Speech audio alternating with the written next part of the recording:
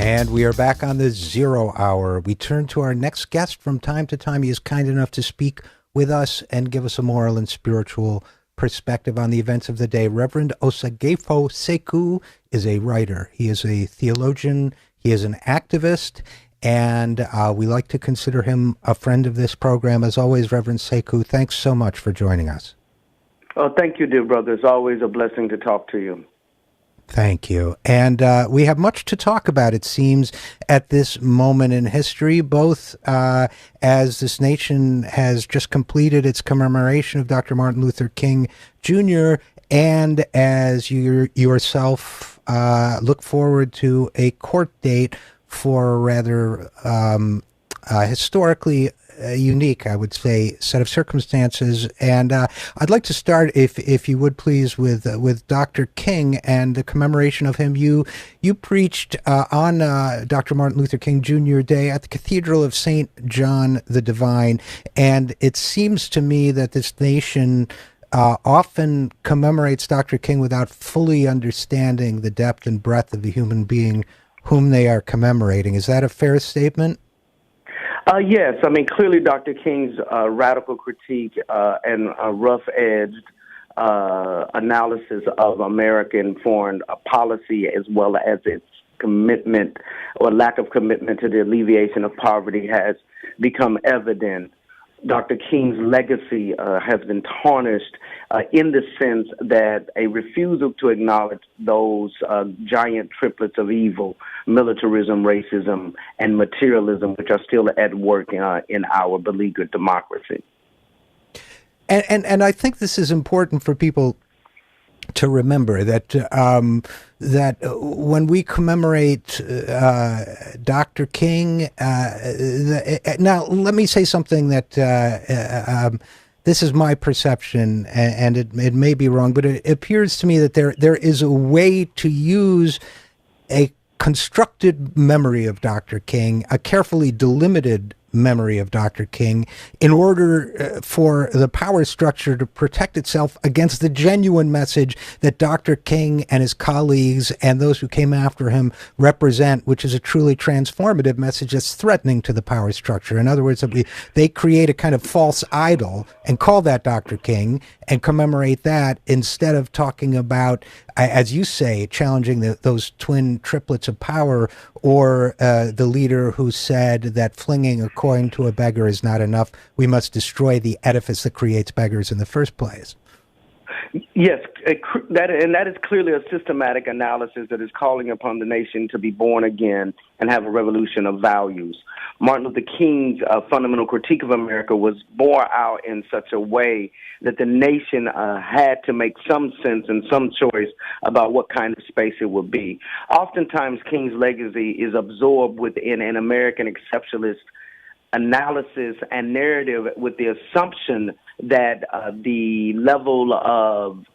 tenuous level of racial justice in America is inevitable, as though it rolled in on a wheelbarrow of inevitability, rather than the fact that it is part and parcel of a tradition of struggle and resistance that is embodied presently in the Black Lives Matters movement, and that has stood in the face of tanks and tear gas, rubber bullets, and media assassinations in Ferguson, taken up by a new generation of leaders that are poor, Black, queer, young, and above all will not bow down.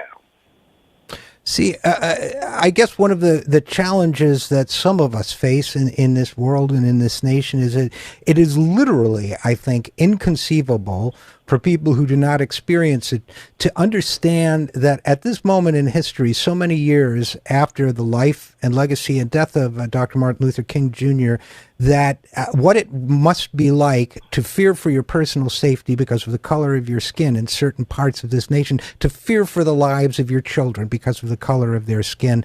And what do you think that, I assume by your own actions, Reverend Sekou, that you believe that Dr. King and his colleagues would be on the front lines in places like Ferguson today, protesting the death of Eric Garner and so forth, but and certainly articulating that Black Lives Matter. Is that a fair statement? Yes. at one level, one wants to be careful in making speculations predicated on the life and legacy of folks who are no longer with us. But to be sure, King did address police brutality. King did address economic justice. King did address militarism, as well as had a clear critique of the conditions that produced the kind of riotous violence that we saw beginning in 1965 all the way through 1968, the ways in which young people were responding to the high level of disrespect and indignity exacted upon them by police forces, as well as through the political and structural constructs that shape the quality of their lives and curb their life chances.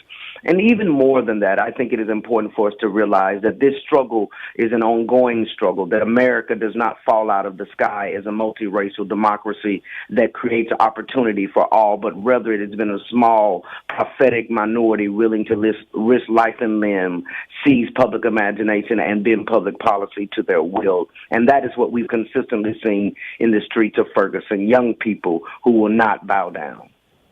Now, we're talking with Reverend Osagyefo Sekou, and Reverend Sekou, you yourself had an experience in Ferguson where there have been many actions, street actions and activist actions to bring attention to the injustices there, the death of Michael Brown and the ongoing structural violence that troubles that community.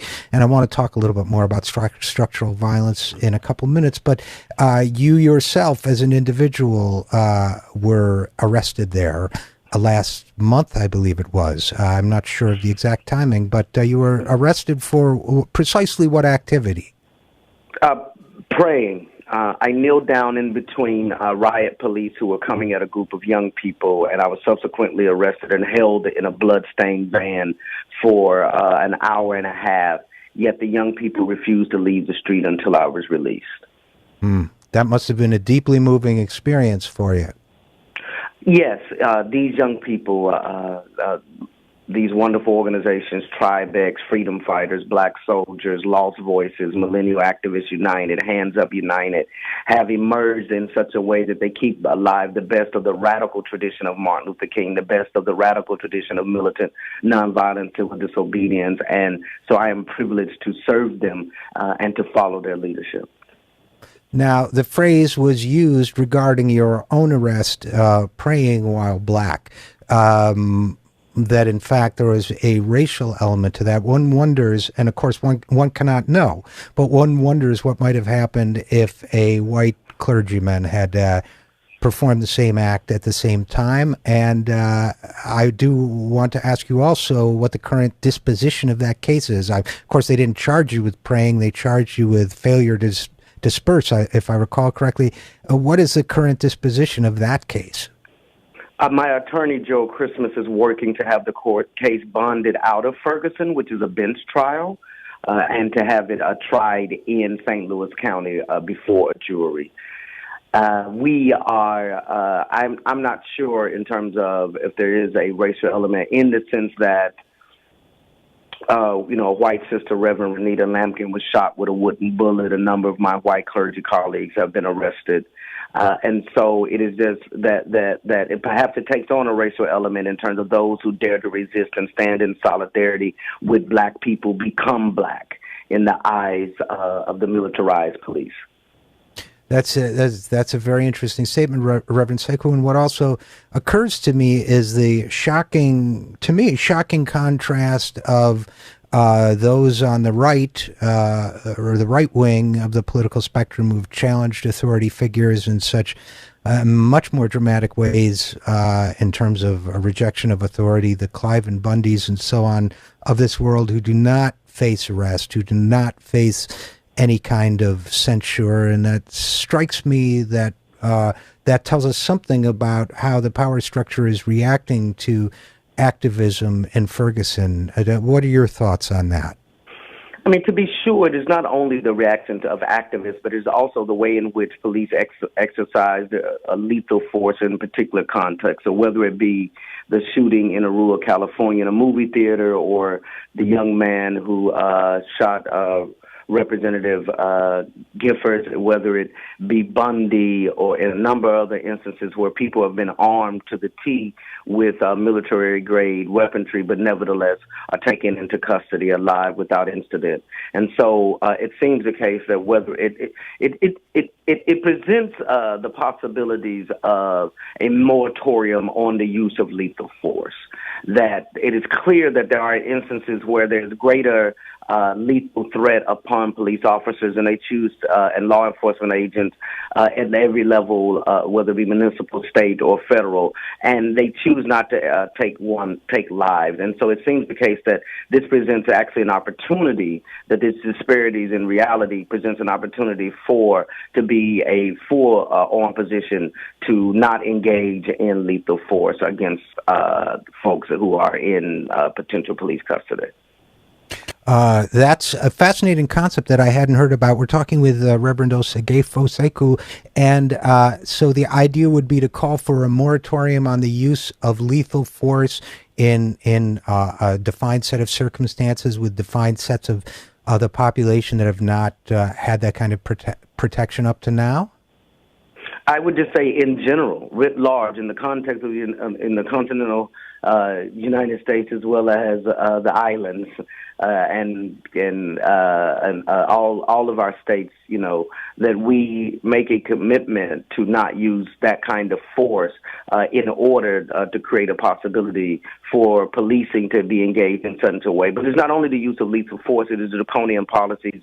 These are municipal courts that exact tax, a kind of poll tax, a poverty tax, a tax of being black through excessive ticketing and other forms that serve to fund many of these smaller cities. 1/4 of the city's budget in Ferguson comes from these kinds of fees and taxes, so to speak, and I'm using tax as a euphemism connected to the kind of poll tax, a kind of poor tax, a kind of voting tax, that a way in which resources are extracted from citizens in order to support beleaguered counties and municipal governments.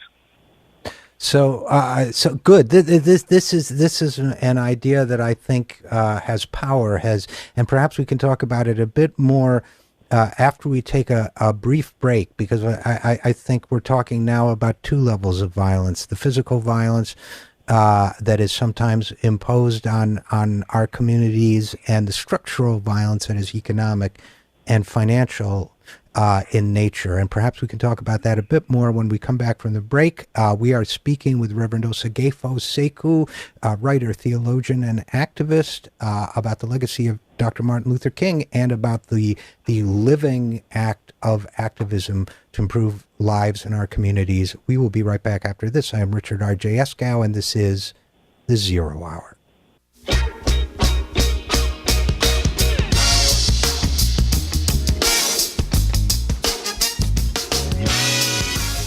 And we are back on the Zero Hour talking with Reverend Osagyefo Sekou, who, among other things, was the 2014 Scholar in Residence at Stanford University's Martin Luther King Jr. Research and Education Institute and Freeman Fellow at the Fellowship of Reconciliation. And before we went to break, we were talking about calling for a moratorium on violence. And if Reverend Sekou, if I were to be explaining that to a colleague who hadn't heard of the concept, how would I say that? How would I express that idea? I mean, well, it's an idea that was emerged from Pam Selders, a colleague and a friend who does work in the Hartford area, and that moratorium would be in shooting not to kill, using other methods that are not lethal, whether it be chokeholds or if shots are going to be fired to stop an assailant versus ending their life, and creating some space of some hesitancy on the police officer's part, given the fact that we've seen instances, too many instances where unarmed people were killed. And then we would be taking the lead from states like Illinois, who put a moratorium on the death penalty, right? Given the fact that there were too many cases and too many instances whereby innocent people were on death row, you remove that the entire possibility of that and begin to reconstitute the criminal justice system in such a way that innocent lives are not taken. Well, I would certainly support that in any way I could, because I think it is a well past time for us to declare as a nation that every human life is sacred and that every human life deserves justice and that every human life deserves to be preserved. And that is the role of our authorities, of police and otherwise, to preserve and protect, after all. So I would certainly support that. And then perhaps we could talk a little bit about the structural violence that gets imposed on our communities. The Eric Garner case in Staten Island comes to mind, where one of the aspects of it that got less attention, aside from the shock and grief of the acts which led to Mr. Garner's death, what people talked about the fact that he was selling loosies, as I guess they're called, loose cigarettes on the street. They weren't talking about two dimensions of this, though. They weren't talking about the fact that Eric Garner used to have a good job with the city and got laid off, and how we can prevent hardworking people from suddenly finding themselves in need of doing something like that in order to get some money coming in. Number one, that's structural violence, I would say. And number two, that people who can't afford an entire pack of cigarettes and who have to buy them one at a time, that is a kind of penalty too. People don't realize, I think, do they, how underprivileged communities pay all sorts of invisible taxes for struggling to survive. And I'm wondering how we can articulate that structural violence is something that needs to end as well. I mean, part of the structural violence also is at the third level, when the president refuses to acknowledge and paints a rosy picture in the State of the Union address, and does not come to terms with the fact that the Brookings Institute, which is not a radical leftist organization, moderate, right of center, moderate research institute, just came out saying that 60% of the cities in the United States have either been flat or have had negative recovery and have not reached their pre-recession levels in terms of employment and other economic factors, indicators of stability. And so in places like New York City, where there's some areas where 50% of African-American men are unemployed, and that there are only a select number of neighborhoods that feed the prison system here, we're talking about structures of violence. But the reality is that people just don't have access not only to a decent living wage, but many don't have access to any wage.